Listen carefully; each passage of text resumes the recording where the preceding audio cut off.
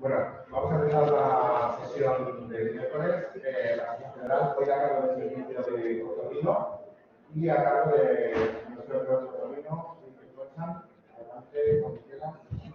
Hola, bueno, yo soy Miquel, soy el R2 de otorrino de aquí del Hospital Universitario de Toledo y os voy a hablar hoy de carcinoma nasofaringe. No es un tumor frecuente, pero sin embargo tiene pues, una serie de peculiaridades, digamos, que lo hacen especial con respecto al resto de tumores de nuestra esfera. Aparte, aunque no es un tumor frecuente, pero sí que periódicamente aquí nos encontramos o sea, que diagnosticamos casos con cierta periodicidad. Entonces, pues bueno, por lo menos aquí parece que es algo más frecuente, no es una cosa que tengamos registrada estadísticamente, pero sí es verdad que con cierta frecuencia se diagnostican casos. Entonces, pues es conveniente, digamos, conocer las características del tumor. Esta es un poco la secuencia que vamos a seguir en la presentación.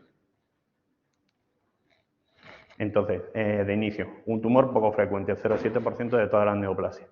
Además, tiene un gran desequilibrio demográfico, es decir, sobre todo la mayoría de los casos están concentrados en áreas geográficas muy concretas, en Asia y en el norte de África. En Europa es un tumor poco frecuente y en España la incidencia es aproximadamente de 1 cada 100.000 casos por año. Y en los últimos años, las estadísticas más o menos recogidas del 2002 al 2012, pues sí que ha registrado una disminución de la mortalidad en general, tanto en hombres como en mujeres.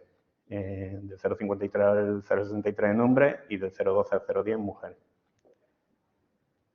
Es un tumor más frecuente en hombres, 3 veces más con más incidencia en hombres, y la incidencia es más o menos bimodal, es decir, un pico en la adolescencia y un pico como entre los 50 y 60 años. Esto es sobre todo en las áreas de mayor incidencia geográfica, es decir, en las áreas endémicas, en las que en la adolescencia suele haber también más casos. Y además tiene un claro componente genético, sobre todo basado en que emigrantes que se van de sus países y se van a otros países, pues siguen teniendo más riesgo de desarrollar tumores. Entonces nos encontramos más incidencia en esa población de emigrantes, aunque cambien de país.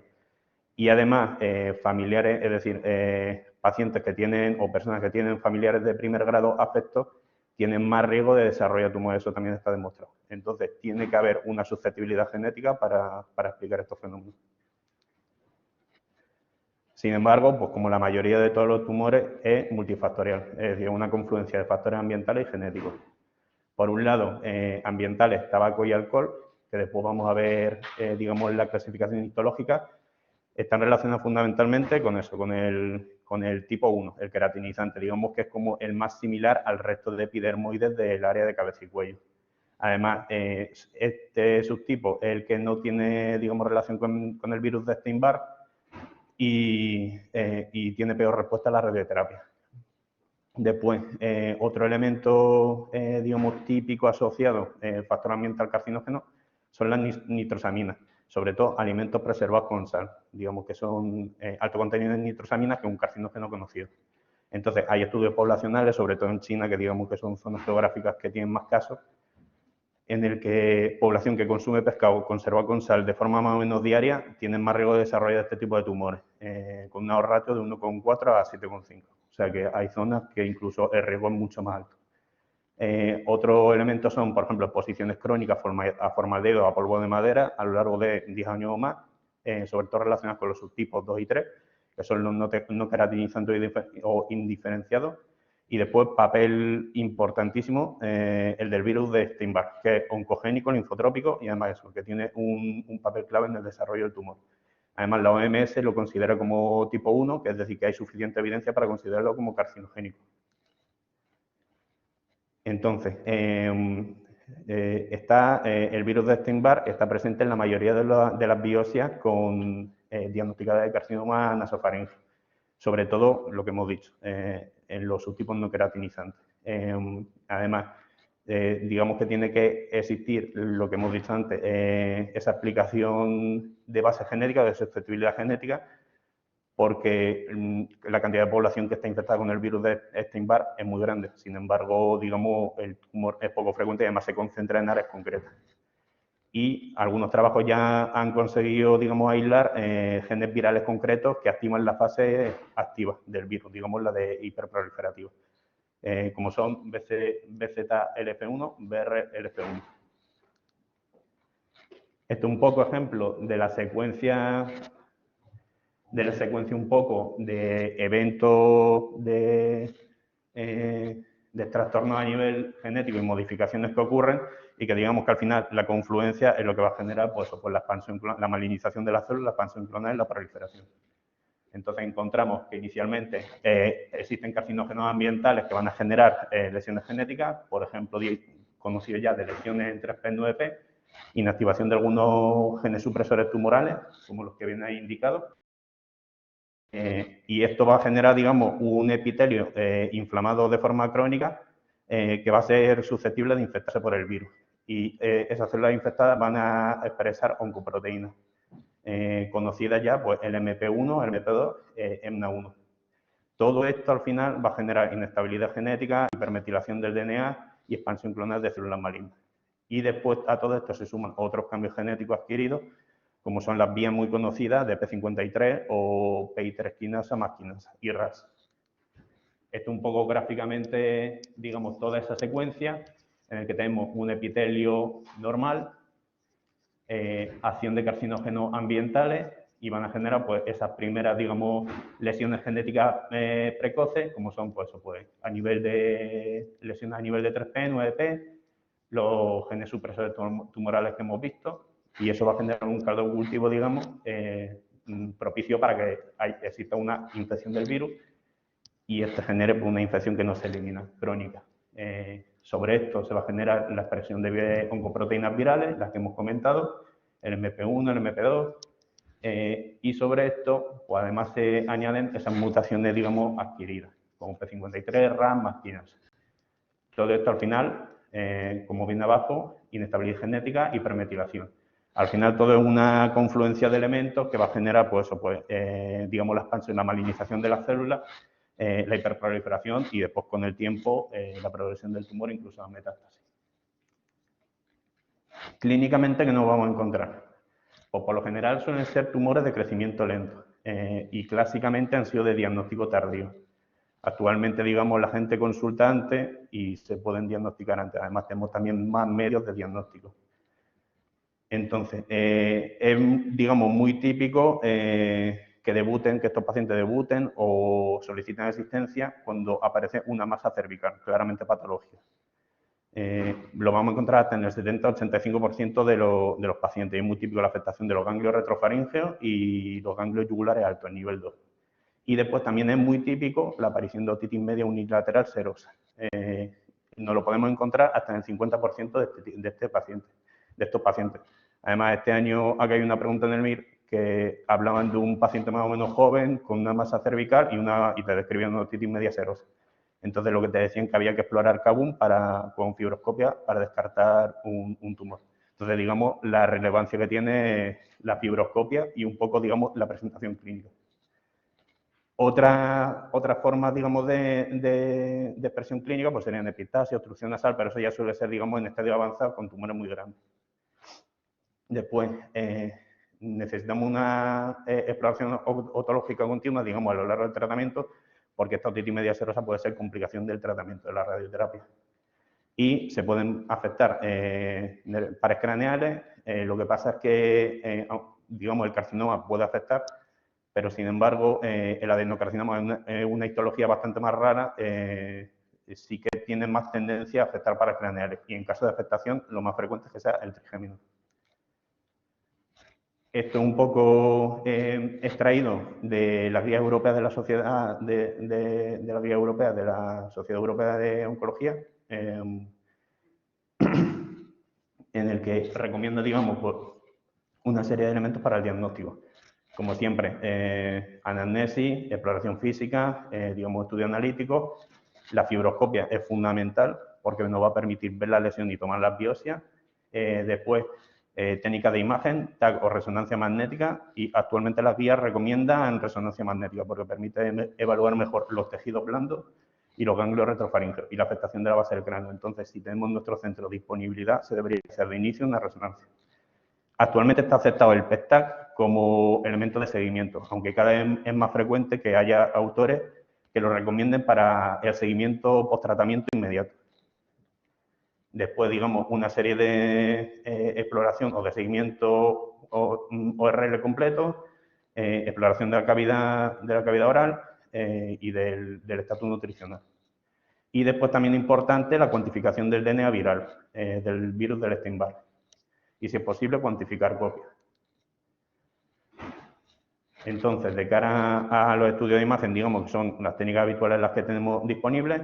La resonancia magnética tiene más capacidad para valorar tejido blando, afectación de tejido blando y presencia de ganglio retrofaríngeo, y la misma sensibilidad para el estudio de adenopatías cervicales. El PET-TAC fundamentalmente se acepta para el seguimiento, pero eso, hay autores que abogan ya por el uso, digamos, en el tratamiento, en el seguimiento más inmediato, porque existen pacientes de alto riesgo, que lo vamos a ver, en el que la técnica tiene mayor sensibilidad para la detección de adenopatías cervicales, digamos, pequeñas. Entonces, pues se puede, digamos, diagnosticar recidiva de forma más precoz. En el TAC, la clave va a ser valorar la grasa del espacio parafaríngeo, porque la infiltración, digamos, es el dato clave, que nos va a hacer sospechar de que es un tumor maligno. En la resonancia vamos a encontrar en secuencias T1 una masa isointensa, y entonces para descartar tumor tenemos que identificar grasa normal. Y en T2 vamos a encontrar una masa de señal bajo intermedia, siempre más brillante que el músculo, y se recomienda realizar secuencias con supresión grasa y con contraste, para valorar base del cráneo. Entonces, en la primera imagen tenemos, digamos, un cabuz normal. En la segunda imagen tenemos una masa en el lado derecho que ya afecta al espacio parafaríngeo, a la grasa del espacio parafaríngeo. Y la siguiente, una resonancia magnética en T1 con supresión grasa, y ya tenemos una masa grande, con invasión en profundidad y además las fosas nasales. Para nosotros la nasofibroscopia es fundamental y es lo que hemos dicho. Ante una sospecha hay que realizarla ante un paciente. Digamos que no hay sospecha de que el tumor primario esté en otras localizaciones tipo hipofaringe o laringe y debute en una masa cervical o sobre todo una otitis media unilateral y tengamos la sospecha, es fundamental. Además nos va a permitir hacer biopsia. El diagnóstico, digamos, definitivo va a ser ese, va a ser histopatológico. Entonces, la localización fundamental de estos tumores, o la localización donde van a empezar la mayoría, es la fosa de Rosenmüller, que es una zona, digamos, donde existe epitelio de transición y cuya inflamación, si ocurre inflamación crónica por el virus del Epstein-Barr, pues digamos una zona muy propicia para que ocurran fenómenos de metaplasia y transformación maligna. La clasificación histológica de la que hablábamos antes, el tipo 1, el queratinizante no es el más frecuente y el que está asociado al tabaco y al alcohol. Y después el no queratinizante y el indiferenciado son los dos que están asociados al virus del Epstein-Barr, digamos, son un poco diferentes. Y a nivel global, digamos que la mayoría son no queratinizantes, el 80%. Y en la zona endémica hasta el 95%, prácticamente la totalidad. Por eso digamos que a nivel general hablamos de carcinoma nasofaríngeo. Después, algunas ayudas con respecto a la nasofibroscopia, pues son técnicas, por ejemplo, estas, que son técnicas de NBI, de imagen de banda estrecha, que lo que nos ayudan es a determinar un poco el patrón vascular de la mucosa, sobre todo para ayudar en el diagnóstico de lesiones precoces o tempranas. En este estudio, la mayor parte de los tumores que se diagnostican después de carcinoma tienen un patrón tipo 5. Lo que vamos a encontrar es como una vascularización, como loops vasculares, como abigarrados, dilatados, con una arquitectura un poco anómala, irregular. Entonces, pues, aunque digamos no hay estudios que avalen que sea absolutamente necesario realizarlo, pero sí que puede suponer una ayuda en el diagnóstico precoz. Entonces, pues digamos que se ve un poco como la última fila. Para el tratamiento. Otra de las peculiaridades de este tumor es que mientras que el resto de los tumores de nuestra esfera suelen ser quirúrgicos, este es radiosensible. Por lo tanto, la piedra angular del tratamiento es la radioterapia. Y actualmente lo que se exige es IMRT, radioterapia con intensidad modulada, porque tiene un mejor perfil de toxicidad. En los estadios 1 y sobre todo 1 y también 2 se considera que es suficiente con IMRT, y a partir de los estadios avanzados ya 3 y 4, pues sí que ya es necesario protocolos combinados de radioquimia. Se necesitan 70 Gray en el área tumoral y en la zona de alto riesgo se administran desde 50 a 60 Gray. Y actualmente pues se están desarrollando nuevas alternativas como son terapia de protones o de iones de carbón con buenos resultados. Este estudio, por ejemplo, lo que compara IMRT con terapia de protones. Entonces, pues los dos consiguen, digamos, las dos alternativas consiguen muy buenos resultados y de control locorregional de la enfermedad a medio largo plazo, a 2 años, con casi el 100% de supervivencia. Nada más que la terapia basada en protones consigue un mejor perfil de toxicidad. Es decir, la toxicidad típica de mucositis, serostomía, disfagia, trismus, pues presenta una menor tasa de incidencia con la terapia de protones. Pero bueno, esto es un poco, digamos, estudios recientes y actualmente las guías recomiendan de elección IMRT. En cuanto a quimioterapia, los protocolos son basados en cisplatino, es lo que demuestra más eficacia actualmente, pero sin embargo es un tumor que tiene una alta expresión de PDL1. Entonces, pues digamos que aquí gana fuerza la inmunoterapia y seguramente con el tiempo, pues cada vez más. Ya se han estudiado agentes como pembrolizumab, nivolumab o camrelizumab con buenos resultados. Sobre todo para eso, para formas de enfermedad recurrente o metastásica, digamos ya estadio avanzado. Entonces, en este estudio, los autores, digamos, prueban la eficacia de pembrolizumab y encontramos una mediana de supervivencia de los pacientes estudiados de 16,5 meses. Entonces, pues digamos que ellos lo que consiguen demostrar son, digamos, supervivencias bastante buenas con respecto a los tratamientos previos con un perfil de toxicidad aceptable. Este otro estudio, los autores lo que utilizan es nivolumab y también de la misma forma encuentran buenos resultados de supervivencia con una mediana de supervivencia de 17 meses. Este estudio lo que valora es el uso de camrelizumab en conjunto, digamos, con la primera línea que ha demostrado eficacia y que se recomienda actualmente de primera línea para las formas recurrentes o metastásicas, que es gencitabina cisplatino. Entonces, pues comparan gencitabina con cisplatino o el grupo de estudio en el que añaden camrelizumab y consiguen mediana de supervivencia unos 3 meses superiores. Entonces, pues digamos que son estudios que avalan que probablemente de aquí a un tiempo este tipo de fármacos monoclonales pasen a ser primera línea de tratamiento de la forma recurrente o metastásica. Y la cirugía. Pues la cirugía en este tipo de tumores se queda, digamos, relegada al rescate, no es de primera elección. Entonces la vamos a utilizar ante recidiva o falta de respuesta y siempre y cuando sean, digamos, tumores relativamente pequeños y resecables. Entonces, clásicamente se han utilizado abordajes muy grandes, transfaciales, transmandibulares, infratemporales. Lo que pasa es que son abordajes, digamos, muy agresivos y con una alta comorbilidad. Entonces, con el desarrollo de las técnicas endoscópicas, pues actualmente se prefiere realizar abordajes endoscópicos. Tienen una buena exposición anatómica, una buena exposición del tumor, se pueden conseguir márgenes negativos con la resección. Si la resección es fragmentada, no afecta a los resultados oncológicos siempre y cuando los márgenes sean negativos. Y además, digamos, hay una menor exposición, un menor riesgo de lesionar estructuras neurovasculares, con lo que actualmente es preferible. En caso de que exista recidiva ganglionar, pues se acepta que se puede realizar disección cervical, vaciamiento cervical.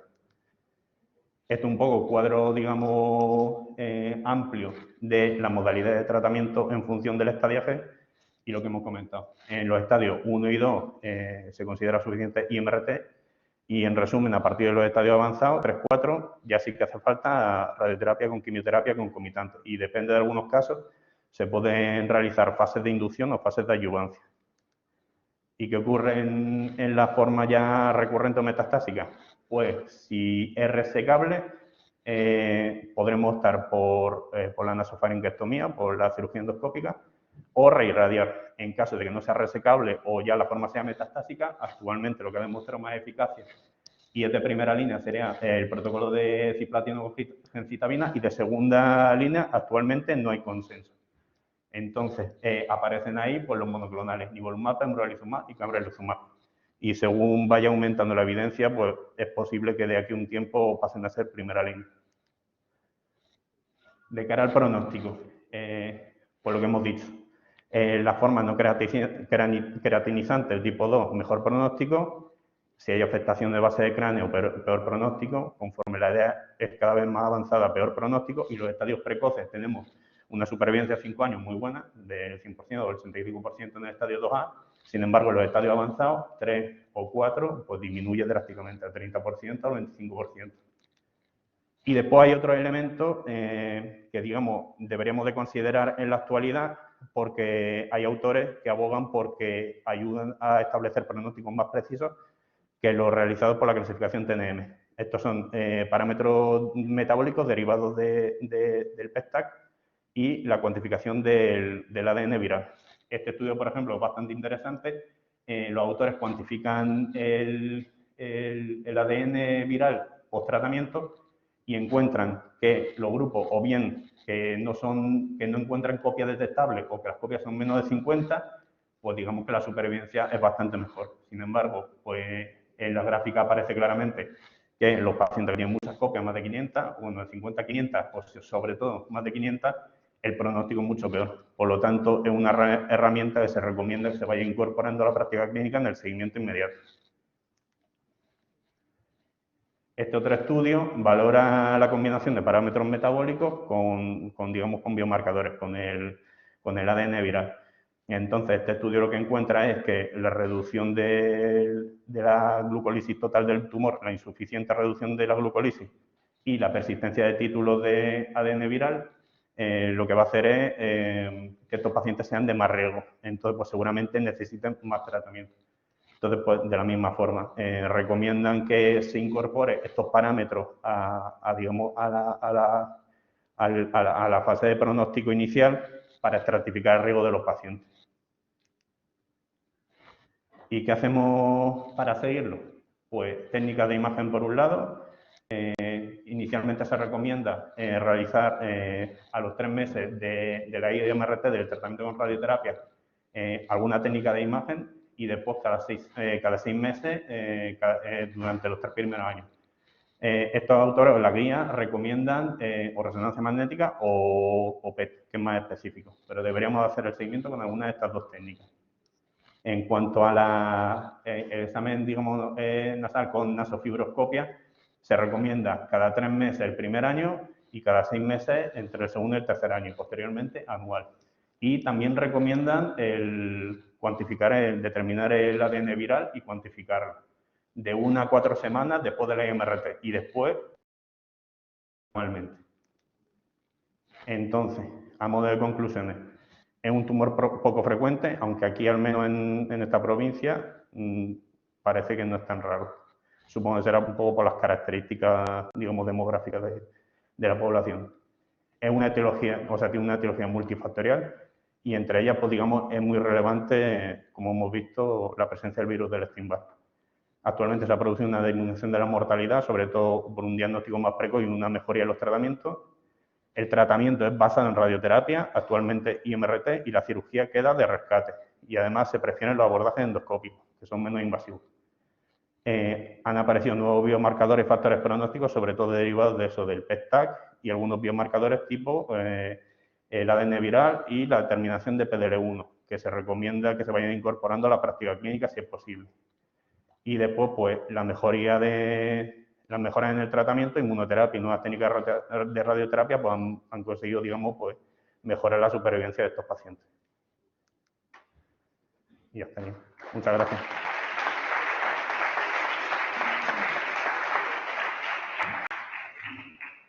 Muy bien. ¿Alguna pregunta por ahí?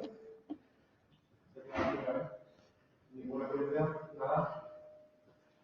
Pues enhorabuena por la presentación y muy interesante, la verdad.